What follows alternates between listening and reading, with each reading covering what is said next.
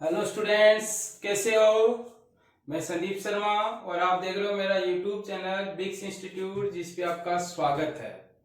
तो बच्चों, इससे पहले की क्लास में अपन विद्युत फ्लक्स के बारे में पढ़ चुके हैं और आज की जो क्लास है उस क्लास में पढ़ेंगे अपन गाउस का नियम। यानी कि आज की जो क्लास है उसमें अपन देखेंगे कि गाउस के नियम का स्टेटमेंट क्या होता है और गाउस के नियम का सूत्र क्या होता है और गाउस के नियम की उत्पत्ति कैसे की जा सकती है।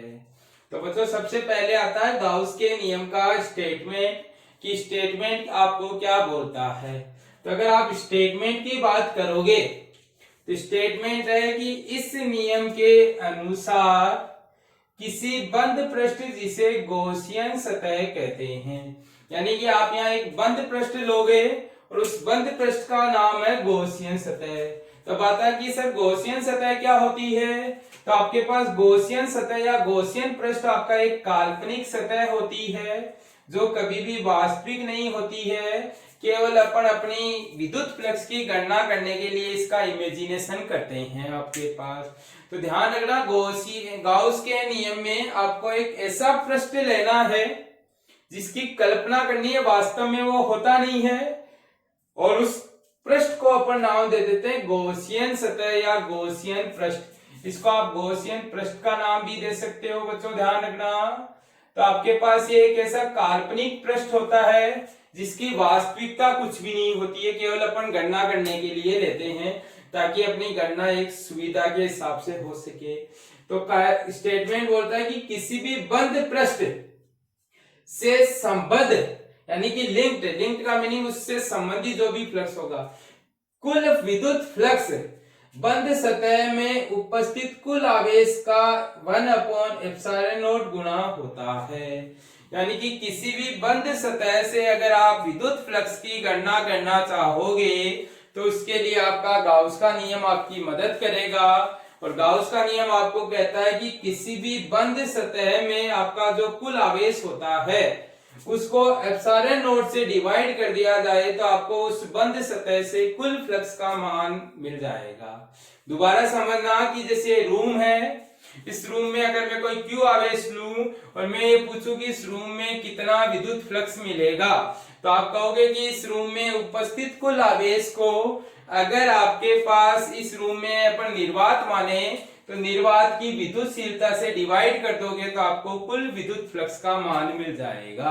तो आप कह सकते हो कि किसी भी बंद सतह से, जिसको अपन गॉसियन सतह का नाम दे सकते हैं, संबंधित जो कुल विद्युत फ्लक्स होता है वो कुल आवेश और निर्वात की विद्युतशीलता के अनुपात के तुल्य होता है। कोई दिक्कत नहीं है बच्चों।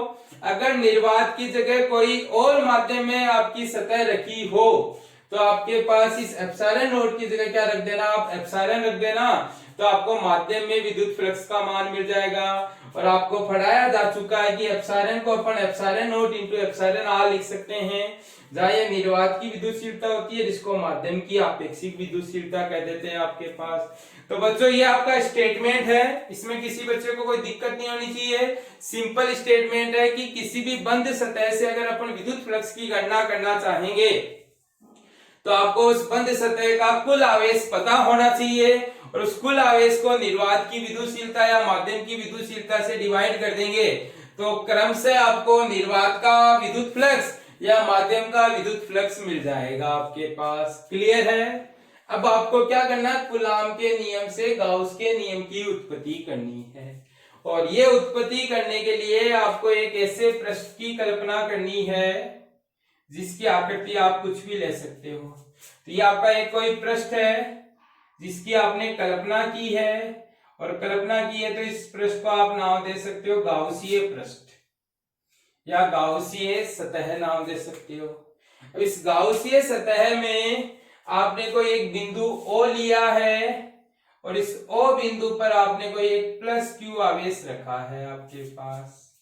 अब इस +Q आवेश से R दूरी पर आपने एक अल्पांश क्षेत्रफल लिया है। यानी कि आपको पढ़ाया जा चुका है कि जब आपकी सतह कैसी नहीं हो, सतह समतल नहीं होती है, तो उससे विद्युत फ्लक्स निकालने के लिए आप एक अल्पांश की कल्पना करते हो, तो आप इसको कह सकते हो अल्पांश या अल्प क्षेत्रफल अवयव। और इस अल्प क्षेत्रफल अवयव का क्षेत्रफल आपने कितना मान लिया, ds है आपके पास। तो बच्चों अभी तक आपने क्या देखा कि ये कोई O बिंदु पर प्लस q आवेश है और इससे ये r दूरी पर आपने कोई एक अल्प क्षेत्रफल अवयव लिया है और इस अल्प क्षेत्रफल अवयव पर इस प्लस q चार्ज के कारण ये आपका कोई E विद्युत क्षेत्र मिल रहा है, जिसको आप बिंदु आवेश के सूत्र से लिख सकते हो 1/4 pi epsilon not q upon r square r cap, जहां r कैप है वो इस विद्युत क्षेत्र की दिशा में एक एकांक सदिश है जो विद्युत क्षेत्र की दिशा को निरूपित करने का काम करेगा।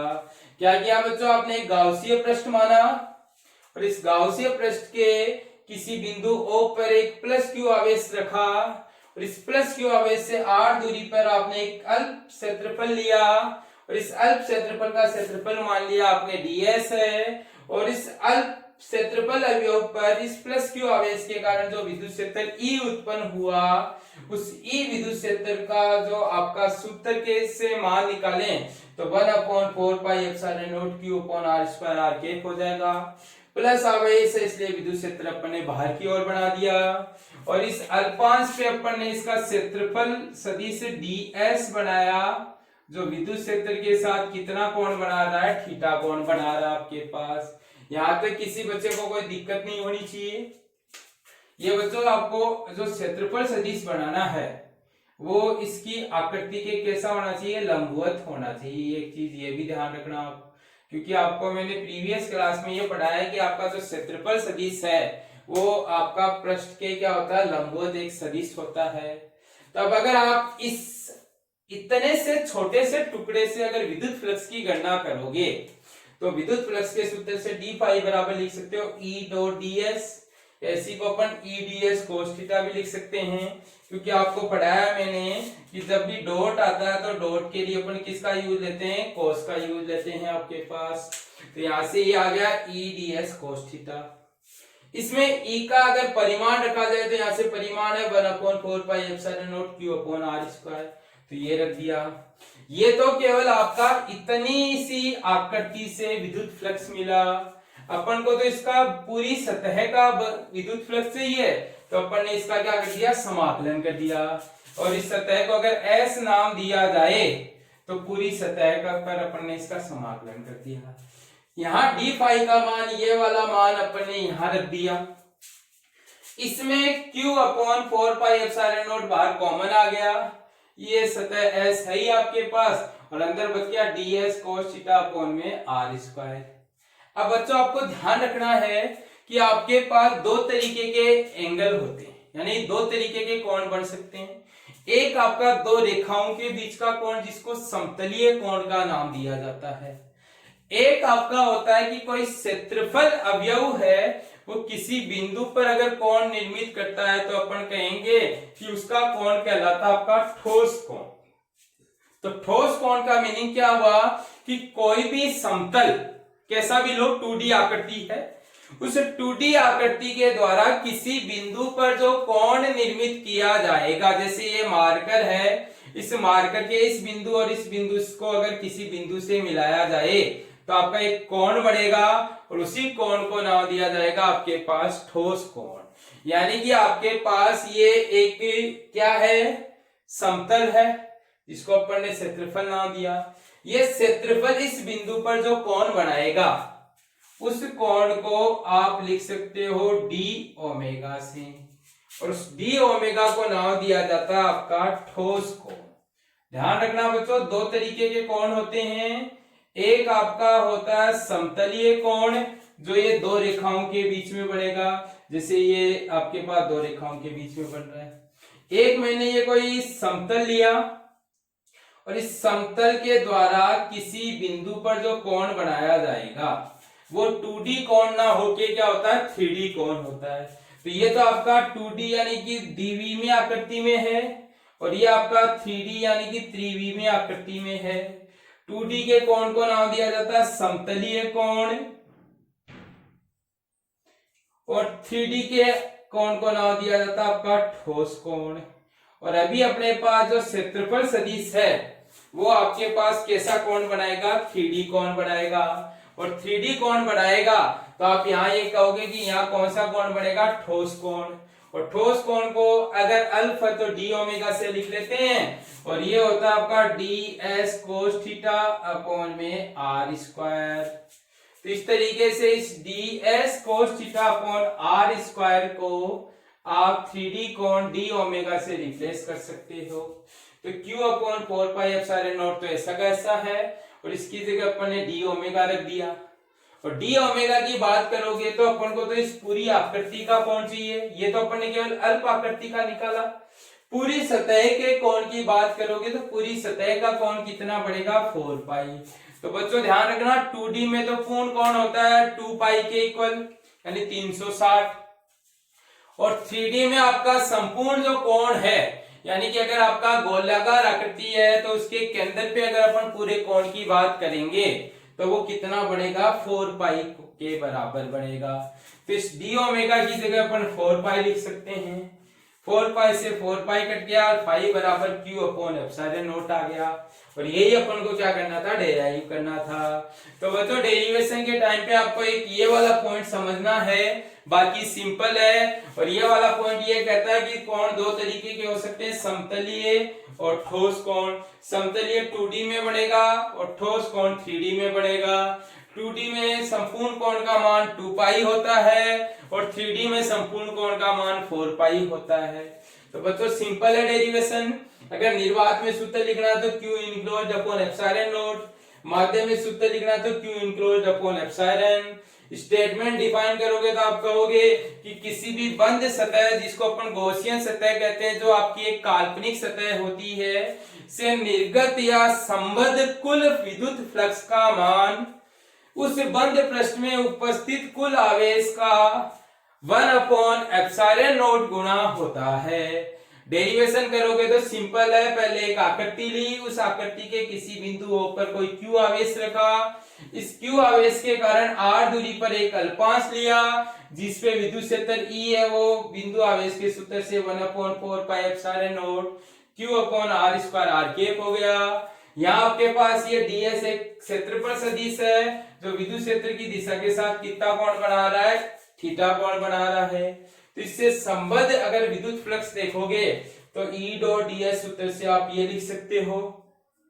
संपूर्ण निकालोगे तो आपने इसका इंटीग्रेशन कर दिया। इंटीग्रेशन करने के बाद में सोल्व किया तो आपको एक पॉइंट ध्यान रखना है कि यहाँ आपका ds cos theta upon r square है, वो किसको रिप्रेजेंट करता है, ठोस एंगल डी ओमेगा को रिप्रेजेंट करता है। और ये ठोस ओमेगा डी ओमेगा की जो ठोस कोण डी ओमेगा की जो वैल्यू होगी वो संपूर्ण आकृति के लिए 4 पाई होगी, जिसको हल करेंगे तो आपके पास ये आंसर आ जाएगा। तो बच्चों इसमें कोई दिक्कत नहीं होनी चाहिए। अगर किसी बच्चे को कोई पॉइंट या कोई छोटी सी लाइन में भी अगर कोई दिक्कत हो तो वो कमेंट सेक्शन में कमेंट करने में या व्हाट्सएप नंबर पे पूछने में बिल्कुल भी ना झिझके। उसको चाहे कैसी भी बात हो, उसका डाउट है वो पूरी तरीके से क्लियर किया जाएगा। तो बच्चों वीडियो को देखने के बाद में वीडियो को लाइक करना ना भूले, और लाइक करने के बाद में इसको वीडियो को शेयर भी कीजिए अपने फ्रेंड्स में, ताकि आपके फ्रेंड्स भी देख सकें। और वीडियो से संबंधित अगर आप कोई सुझाव देना चाहते हो तो वो सुझाव भी आप दे सकते हो। Thank you. स्क्रीनशॉट ले लीजिए।